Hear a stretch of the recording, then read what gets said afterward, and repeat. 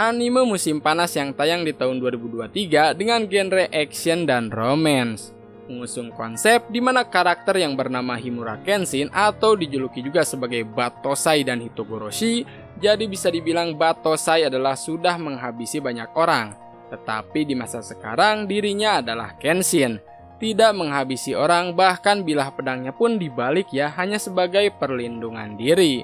Anime ini didasarkan pada manga Jepang yang ditulis oleh Watsuki Nobuhiro. Sampai saat ini pun anime Kenshin sudah dijadwalkan tayang sebanyak 24 episode. Kayaknya bakalan di-push sampai beres ya sesuai dengan orisinalnya. Mudah-mudahan tidak menghilangkan beberapa scene di anime yang sebelumnya. Ya kita pun berharap juga supaya cerita animenya tidak di-push ataupun banyak yang di-skip gitu kan dari manga yang sudah ada. Kali ini diproduksi oleh studio Liden Film yang sudah banyak dalam memproduksi anime. Perlu kalian ketahui, studio ini sering memproduksi anime legend, contohnya Sayuki.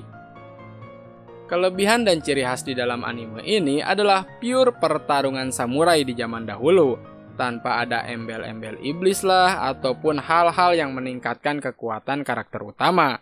Banyak anime berpedang yang sepertinya terinspirasi dari Kenshin. Di dalam anime ini, kalian sudah melihat grafis yang cukup bagus dan modern karena di remake juga gitu kan. Meskipun mengisahkan latar waktu zaman dahulu, tetapi grafisnya ini loh adaptasi dengan zaman yang sekarang. Musik openingnya enakeun, dibawakan oleh Ayase dan cocok dengan anime Kenshin yang di remake sekarang.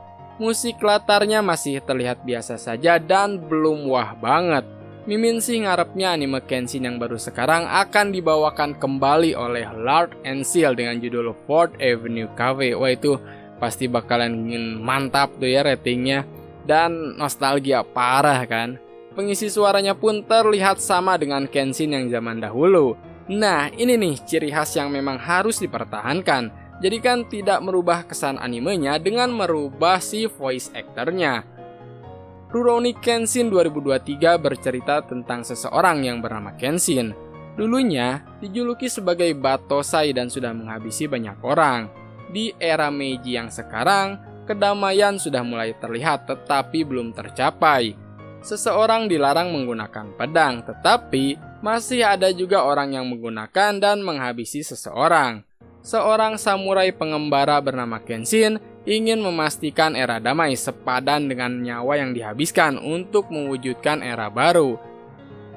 Kenshin bersumpah untuk tidak menghabisi orang lagi sebagai penembusan dosa yang telah dia lakukan di masa lalunya.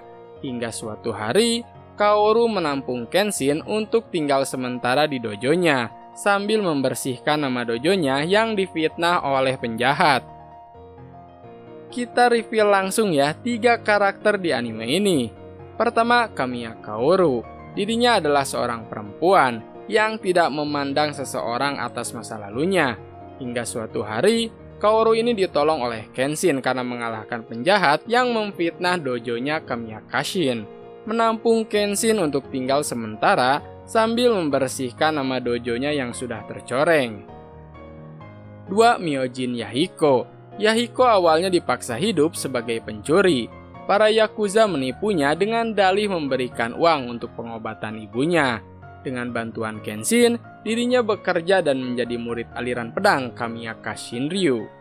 3. Kenshin Himura, sang karakter utama yang sudah melewati berbagai masa dan zaman dari mulai peperangan hingga sekarang gitu kan di era damai. Tentunya dia tahu orang yang tulus menolong ataupun tidak. Seperti kita tahu, Kenshin ini disuruh tinggal sementara di dojonya milik Kamiya Kaoru. Mimin gak bakalan spoiler lebih jauh lagi ya, dan itu udah banyak banget Mimin ya. Sorry kalau kebablasan. Takutnya mengganggu kesenangan kalian dalam menonton animenya. Pokoknya, anime ini cocok buat kalian yang suka dengan genre action romance ditambah adegan pertarungan samurai di zaman dulu.